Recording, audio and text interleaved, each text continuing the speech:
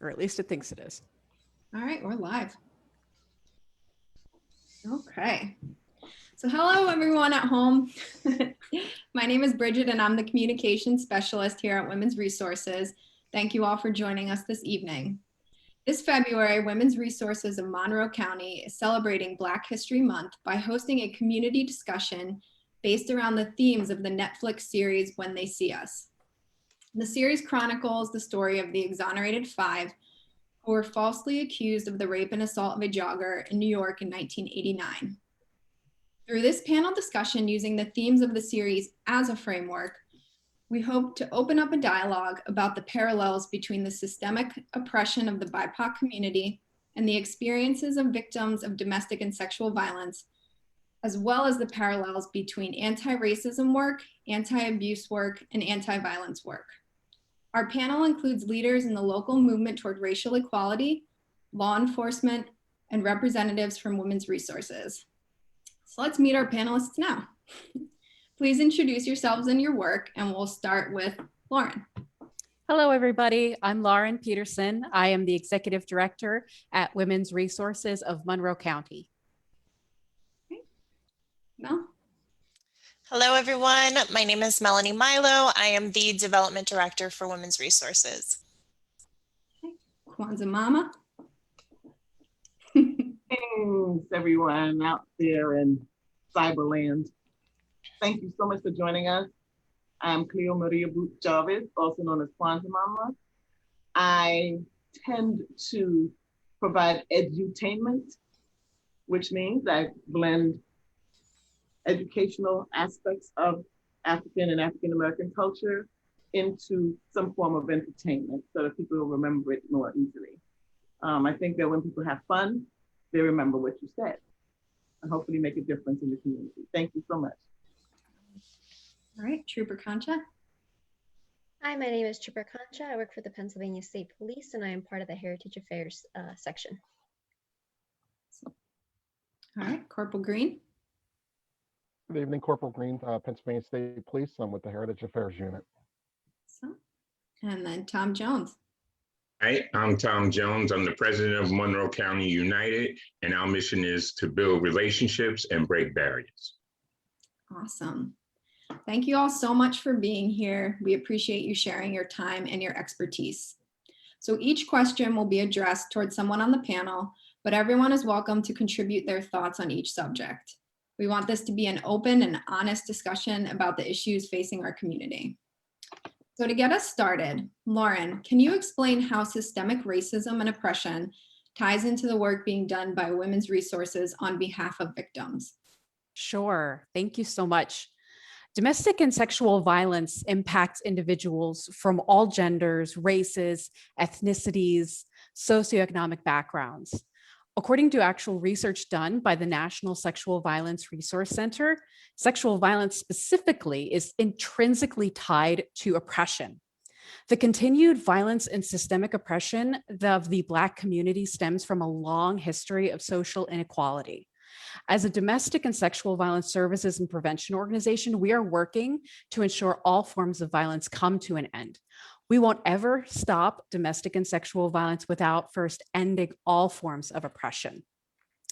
The Washington Coalition of Sexual Assault Programs, they say it's disproportionate rates of violence for people of color experiencing this, how the criminal justice system mass incarcerates and punishes more harshly people of color over white people, how the movement to end sexual and domestic violence replicates oppression, power imbalances, and racism within mainstreams and other organizations.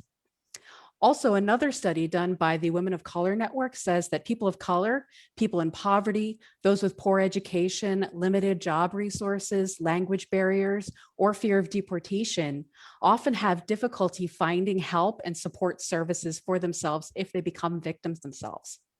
Mm-hmm. We've also experienced in our work, Black women might fear calling the police on their partner due to the danger of police brutality that other people have experienced or they themselves have experienced, and the inherent racism that can be placed in the criminal justice system.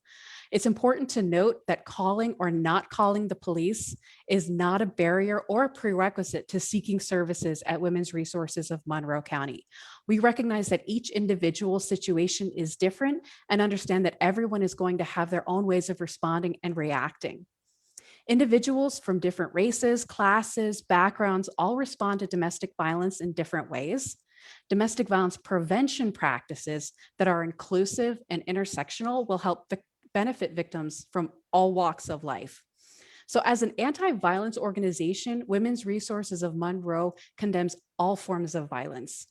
We collectively here share in the grief following the murder of George Floyd by Derek Chauvin, as well as the killings of Breonna Taylor, David McAtee, Ahmaud Arbery, and the many acts of racism that was perpetrated against Black people over the centuries. The violence and oppression that has plagued the Black community needs to come to an end. That's the sheer fact of it. And Women's Resources is committed to preventing domestic violence and sexual abuse for all individuals and is continuously working to seek justice for those who experience discrimination. It's now a time for us to come together, everyone, to protect one another from violence, regardless of who they are or where they come from. Thank you so much, Lauren.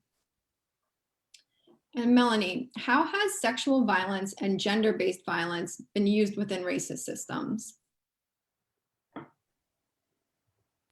Well, sexual violence has historically been and continues to be used as a tool of racist oppression against communities of color. The enslavement of Black African people in the United States has set the stage for racism and oppression here in America. During the slave trade, Black women were routinely raped and impregnated in order to produce offspring. In the post-Civil War era, violence, including sexual violence, was commonly used to intimidate and incriminate Black Americans. For example, many Black women were raped by gangs of white males during the Jim Crow era as a way to instill fear and terror in the Black community. At the same time, laws failed to provide equal protection for people of color. In some states, rape would only be considered a crime if the victims were a white woman. Furthermore, white supremacy groups and corrupt law enforcement would often use false allegations of rape against white women as justifications for the lynchings, killings, and other horrific injustices towards Black men. Racism, violence, and sexual violence remain intimately connected. Certain social conditions and experiences of communities of color, including racism, barriers to safe housing, unemployment, or inadequate employment, access to quality education, have also translated into higher rates of victimization. What we know is that the more risk factors a person has, the greater risk for violence.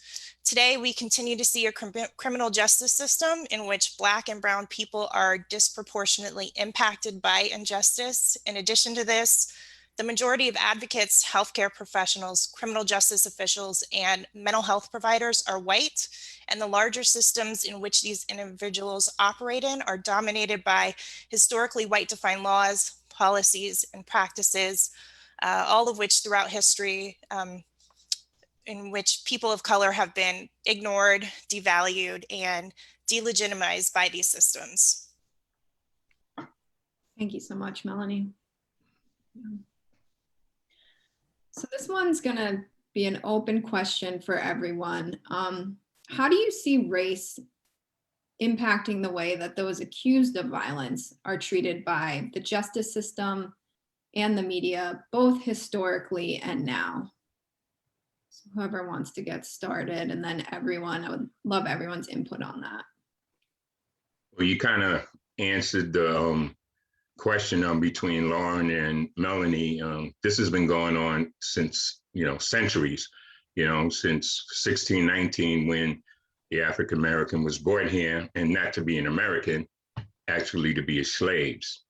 And it's been going on down to history, the treatment of the African American, either being sold as merchandise or animals, or even being accused of something that they didn't do, and pretty much of in reference to the Central Park Five. So here we are today, and we're still dealing with the same thing. So it definitely has impact from the beginning to what is going on today. Absolutely. So does anyone, Amanda or Timothy, have anything? I would want to wholeheartedly agree with Tom and the fact that Lauren and Melanie did a great job in explaining that. And also just kind of add on to what Tom said. We saw that people of color will get accused and like unjustly, and it hasn't stopped. Just earlier, a couple months ago, we saw where a young man of color was accused of stealing a cell phone and attacked. That wasn't right. Like, if that had happened to my son or my nephew, I would be extremely livid, So I think it's something that it's important to have a conversation and have this be at the forefront of the conversation, so that people who maybe aren't aware or who don't want to see it will actually see it and can be exposed to it instead of just kind of living in our own little bubbles. That's a great point. Does anyone else have anything to add? Yeah, I see you nodding your head. Well, I'm being quiet because I have the next question. I didn't want my voice to be. We can't get too much. They talk too much. But yeah, I wholeheartedly concur with what everyone had said. And when you deem someone as inhuman or subhuman based on skin color, then the systemic consciousness is they are to be treated as less than human. Therefore, nothing they say is to be believed, because that was a part of the systemic teaching at one time. All Negroes, because you remember before it wasn't African American, all Negroes are inherent liars and thieves, and they can't be believed and they can't be trusted. So whatever we do to them is okay.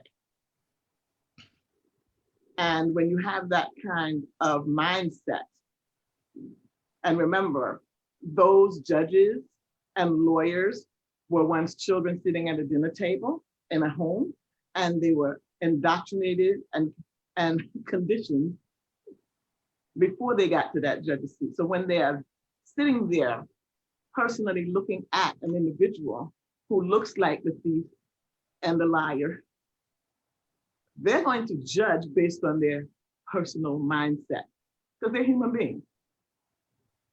And the rest of the community will then say, he did it, even though they didn't see him do anything, or the guy is just walking by and they snatch him and say, he must be the one who did it.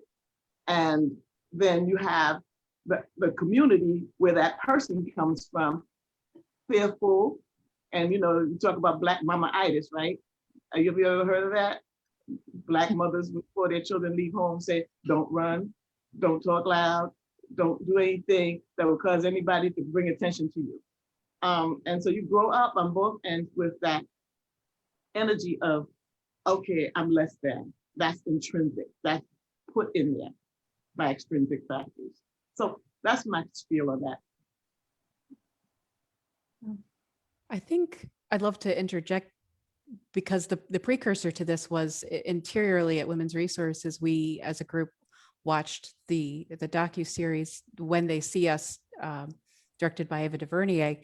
And we had some really great discussions about the experiences of these, I want to say young men, but they were children, they were boys.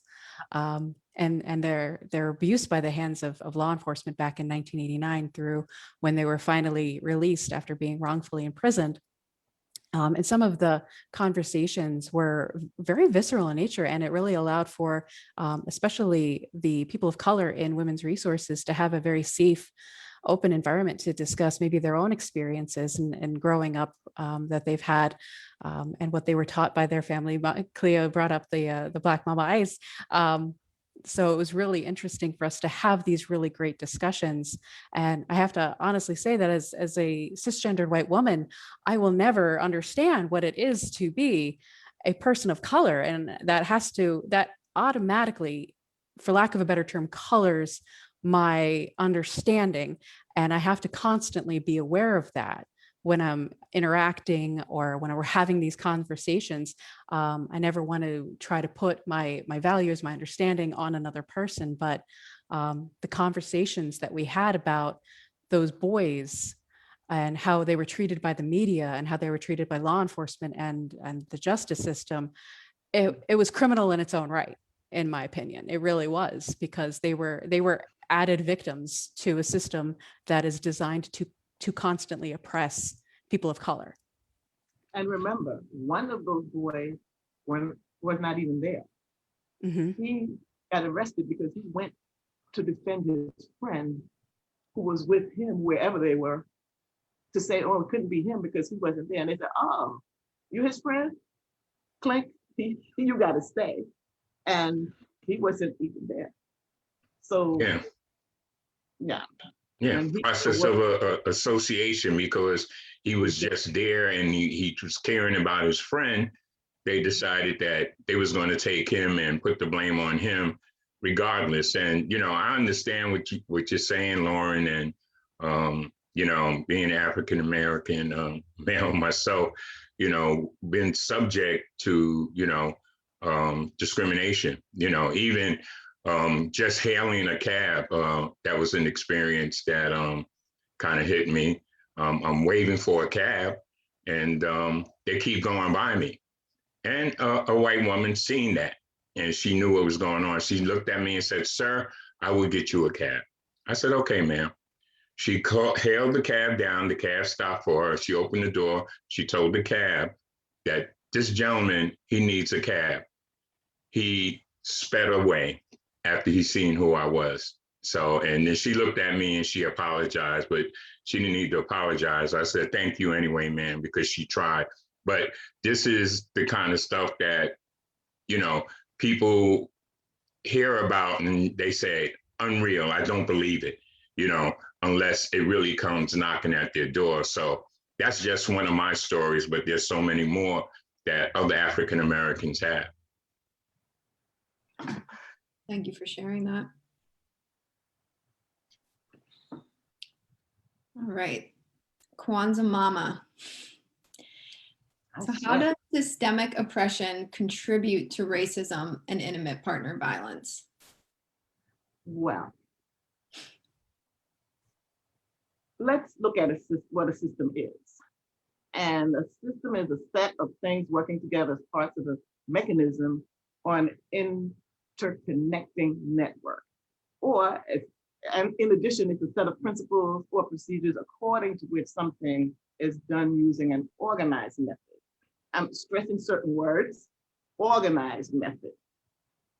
It's also the prevailing political or social order, especially when regarded as oppressive and intransigent. Now, intransigent means unwilling or refusing to change one's views. Now, you take system and add the suffix "ic," that means pertaining to or having to do with. So systemic is pertaining to or having to do with the system.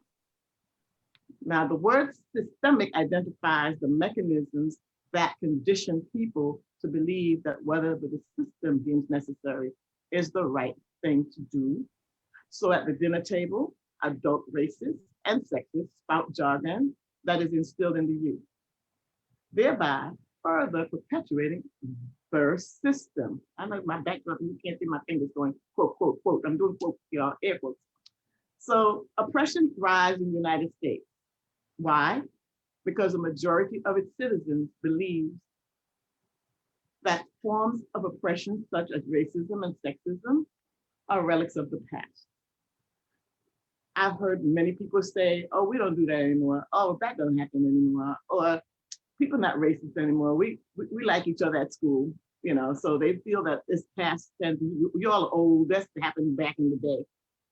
And what they don't realize is that instead of disappearing, racism and sexism have become normalized to the point where people see them as just parts of everyday life.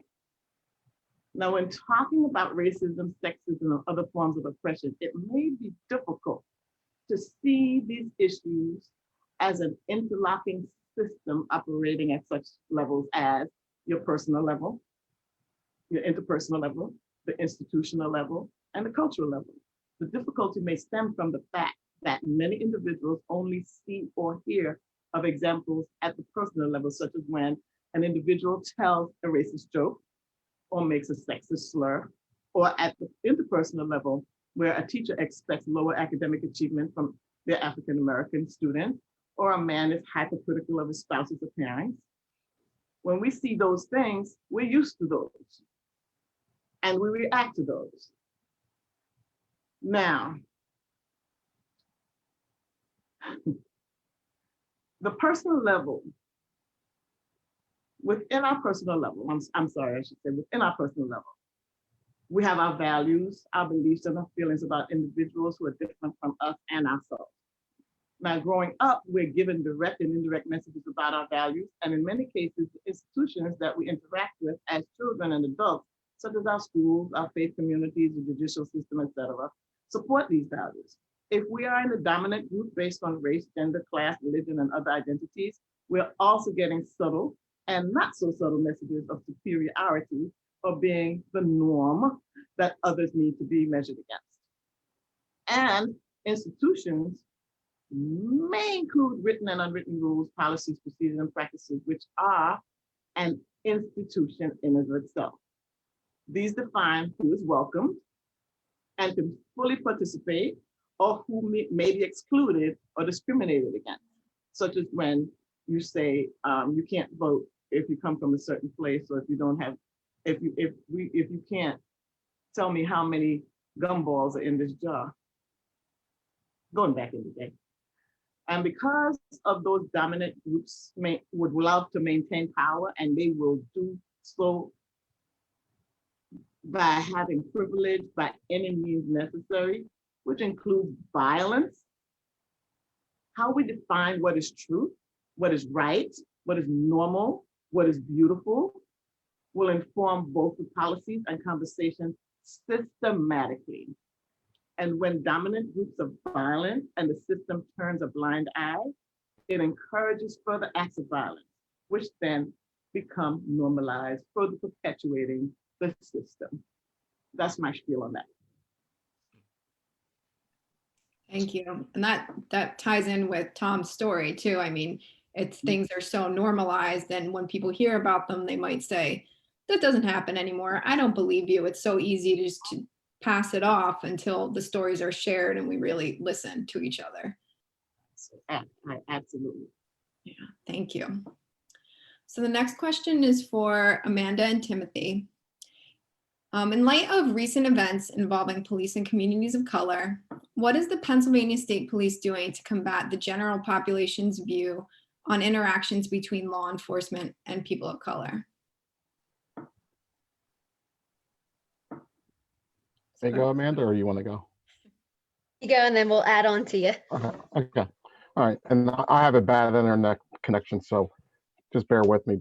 But within the Pennsylvania State Police, we've been doing diversity within our department, and we start with the recruitment. We're trying to make everything very diversified as much as possible, and also within our rank and files with our troopers and even our commanding officers. And we also do a lot of diversity training, starting with our cadets, also with our troopers, and we do a lot of teaching, not just only within our department, but we do it with municipal departments, other state agencies, and even federal agencies and outside community groups that would like to have that type of training. Also, we have a thing where we want to take investment in the community that we serve. And we think that's very important, that you have to invest in your community. And by doing that, we have a community service officer, which is basically at every station within the state. And they usually have a backup trooper as an alternate CSO, is what we call them, community service officers. We also have our Heritage Affairs unit, which is Trooper Concha and myself, along with a few other troopers, that we handle any type of hate-related crimes and implicit bias incidents. And also, we try to focus on our patrol troopers, because that's the backbone of our organization, is patrol. And we do different events. We engage with the community, and with Coffee with a Cop, Shopping with a Cop, National Night Out, Camp Cadet. We do speeches, we do mentor programs, just to name a few. because we want to make sure we bridge that gap between law enforcement and the community, so we have a better working relationship. We can learn from each other and educate each other at the same time. And while we're doing that, hopefully we'll all get to that common goal where it's peaceful and not doing, we have two extreme sides fighting each other. Exactly, like Tim said it perfectly. But you know, educating each other, having that open line of communication and learning from each other and listening from each other. I think those are really important goals that our department has focused on and is continuously going to focus on. Now we know it's not going to be a quick fix or anything like that, and that's not fixing it isn't the goal. It's establishing a relationship of trust and open communication that will take time, but that's a goal that we are working towards. So as a follow-up to that question, in your opinion, what more do you think can or should be done to support this effort? And do you have the backing of your organization and your community? What has community reception been like? Do you feel you need more support in the community or your organization to further your equity goals? I think my opinion is, number one, that our department does back what we're doing, because they expanded the Heritage Affairs Unit. They just expanded our Office of Community Engagement. So we would be better equipped to work with the community. So they strongly encourage us to do that and also go into underserved communities as well. For law enforcement, what I think that we all can improve on and that we should focus on is to listen, because I feel when we listen to what the community is saying, it will make us better, not only as law enforcement, just as in human beings in general. And I think we all need to do that. And I also look at it as we're here to help serve and protect the community as law enforcement. So I view it as this is the community's table, and we need to both come to that table, understand each other, listen to each other, and learn. As long as we're able to educate each other and we have that understanding and we're listening, I think we'll be better off, but that's going to be everyone's job. And I think if we start doing that, we will definitely be going in a better direction. And by you having this type of group where we're doing this, I think it's huge. It's going to help, years down the road. I agree. For instance, myself and CSO Petrosky, we work with Tom all the time. I know Tom is in constant contact with Anthony, and that's like our first line of communication. The CSOs that we do have out are excellent resources for the community, and we are aware that sometimes the community doesn't know it. So to get that information out there, I think would be a great goal as well. To know who your community services officers are in your corresponding area, to reach out to them, to participate in these events. I know with COVID, it's been a whole different type of scenario. Like we haven't been able to hold nearly anything that we normally do, but we found different ways to engage. Participating in these online forums is one of them. And I think it's really great. And I think we have to just continuously and persistently keep doing that. Yeah, definitely. We thank you so much, both of you, for being here and joining us with this. We also felt like it was a great step for community building. And then our final question is for Tom. What is Monroe County doing to change the narrative?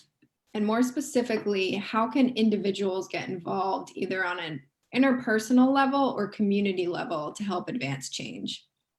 Well, that's a good question. Right now, we need everybody to be involved. Trooper Green and Trooper Contra kind of like really summed it up, especially with everyone listening to one another, being educated about one another and what we're doing and who we are. It's so important. We have that relationship with the state police as well as the local police departments. We work with them. Anything that we can do as far as to bring them to the forefront so they can educate people, we have done that. Especially with the Black Lives Matter movement. They were very supportive. They even had some of their top troopers that were also part of what we call the police town hall forum when we had that. But the biggest thing right now is because there's so much on the table, we have to be able to come together again with this type of forum, to have more forums, to have that uncomfortable conversation, to bring that awareness to everyone, because a lot of people aren't aware. And what we're trying to do, Monroe County United, which is on the table, we're just waiting to finalize it.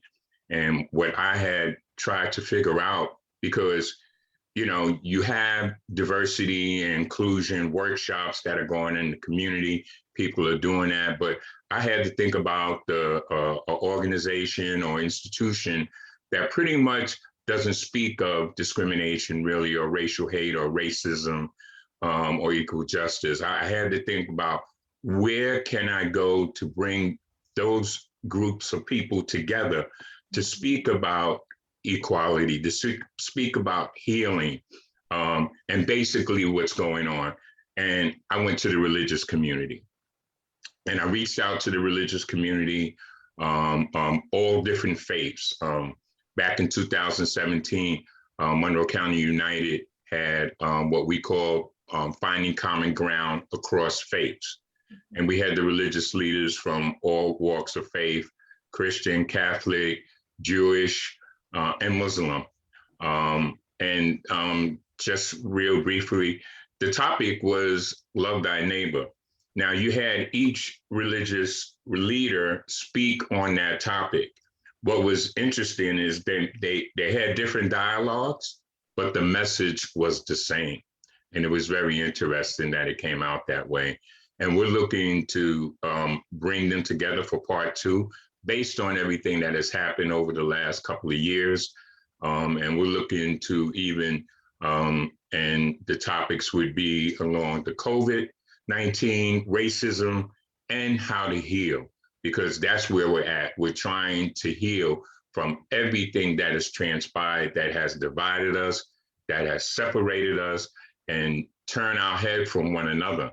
We can't any longer just walk away from it, because it's right in front of us. So Monroe County United has to take on to deal with the partner with the religious community, and we'll look to bring everybody in on that, because it's going to be very important to hear the religious leaders, how can I say, their comments on what their faith and beliefs are. And one thing about the religious community that you could really, really depend on, they don't turn anyone away, regardless of your race, your color. If you walked into a synagogue and you were African American, they wouldn't say, "Excuse me, can I help you?" They would say, "Welcome. Would you like to have a seat?" And that goes for all the religious communities. They would treat that way. That was really what hit me, to say, we need to bring the religious community together and let them send the message, because all of us are part of some type of faith. And if that's what it's all about, then we need to practice what we preach, so to speak. And if that's what we believe, then we should be able to go that way. So that's what we're doing in Monroe County. There's a lot of other organizations as well that's trying to do that. But at this point, because of the racial tensions being so high, and my suggestion, and I'll be doing that, is reaching out to the other community leaders. Because right now, I think all the community leaders need to be able to come together and even meet with the school districts, with the universities, and have these conversations for change. It's not, you just can't have a conversation anymore and say, okay, and leave it there. We have to be about it. We have to be about that change, so things will change and change people's mindset, which right now could be all over the place based on conspiracy theories and things of that nature. So Monroe County United, like I said, our mission is to build relationships, breaking barriers. And within the next month, we're going to be able to have that program, and hopefully everyone here will be part of it as well. I remember when you first started the Monroe County United, I was still recently up here, starting my job here at Women's Resources, and I came to one of the first meetings that you had. And one of the things that really stood out to me beyond the faith community, which is fantastic, is how quickly and easily you got the support and involvement of the law enforcement community here in Monroe County. And I think that that was so key for the community and someone as an agency who works very closely with law enforcement to see how cohesive a community Monroe County can be with the Strat Area Regional, with Pocono Township, with the state police, all the different localities that we have. And you're absolutely right that we need to continuously have these kinds of uncomfortable conversations. They call it growing pains for a reason. You have to go through some painful parts to grow and change. But Tom, the work that you've done with Monroe County United, with the faith communities, but mostly with the law enforcement and getting them connected with the communities, especially the communities of color, has been astronomical. Yeah, thank you very much. It was very important and something that we've been wanting to have because at the time, a couple of years back, because of, again, senseless killings, we decided that we wanted to have what we called on the same team. And that was with dealing with the youth and the local law enforcement playing a basketball game, not against one another, but they were on the same team. And that was real fun. Because even some of the officers at one point had called me and said, well, you know, I'm not working and I don't want to get hurt. I think they were the biggest cheerleaders, if not the biggest kids, because they were so excited. They were playing, they were involved, and they sent the message to the kids as well. We sat them down, they was able to talk to them. They wanted to let them know they were human beings as well. And that's something that we wanted to do. Again, the pandemic kind of like put that aside because right now we can't use any space, you know, because of that. But we're looking, you know, as things start to clear up, to start that type of relationship with the youth, because it's very important.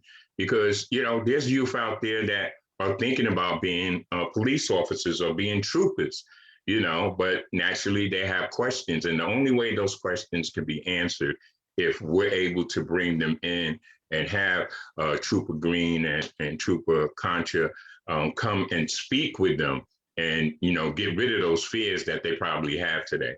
Mm-hmm. And to that point, there was a comment from one of our viewers on Facebook saying that we need to have concurrent conversations about humanizing law enforcement and the decriminalizing of the BIPOC individuals. So I think that really goes to the point you're trying to hammer home. Absolutely, absolutely.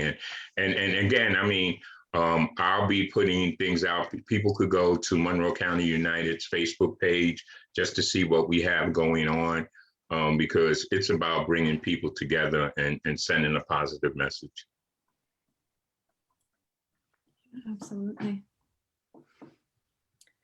Does anyone have any final thoughts or closing statements?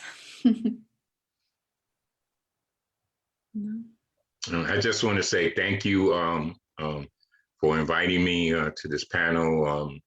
It was really enlightening, especially to get the message out there, you know, to people about, you know, we all need to come together.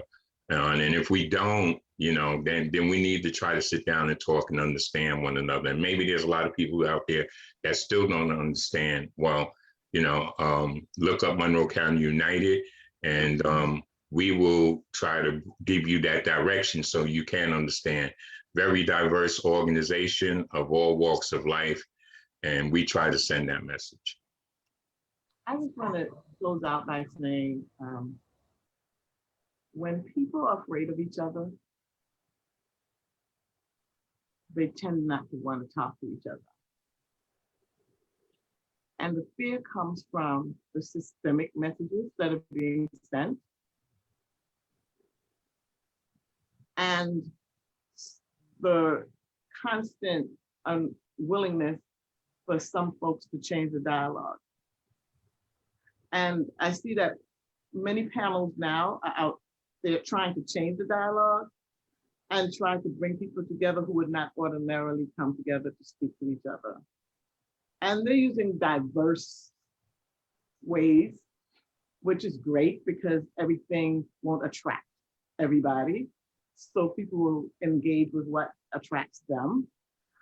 And I just know that my personal experience and traveling in different countries around the world, once people get to speak with you, I can't tell you how many times I've been in a country and I speak with someone and they said, oh, really? I didn't know that. Oh, that's why you all do that. But if we didn't have that conversation, those people wouldn't know. They wouldn't change their perspective about what they're seeing and what they're hearing. They would think they know based on their own personal circumference of comfort.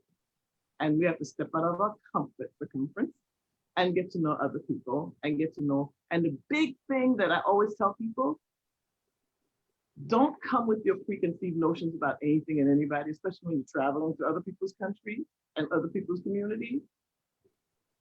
Go with an open mind and listen to the why. Why is very important. Why do you all do that? It's very important.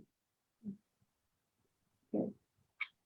Thanks, Cleo. I think that's really important to have those courageous conversations, as I call them, what you're talking about and what we're trying to do here. And I think in one of our previous talks between the work of anti-racism, which is the core of what we're talking about here, as well as the anti-violence, anti-abuse prevention work that we're trying to do at Women's Resources, it really all boils down to respect, that we're all human. Whatever we look like on the outside, you're not me, you're never going to fully understand me, and I'll never fully understand you. But on the sheer fact that we're all human, we have that shared background of being human, we have to respect each other, and having courageous conversations and keeping your own biases and subconscious prejudices at the door when having those courageous conversations is absolutely key to building respect across communities. Yeah, and just to touch on what Cleo and you said, and I'm just going to wrap it up to say, because fear is real big, but what everyone needs to understand, all Black people aren't bad. All white people aren't bad. All police officers aren't bad.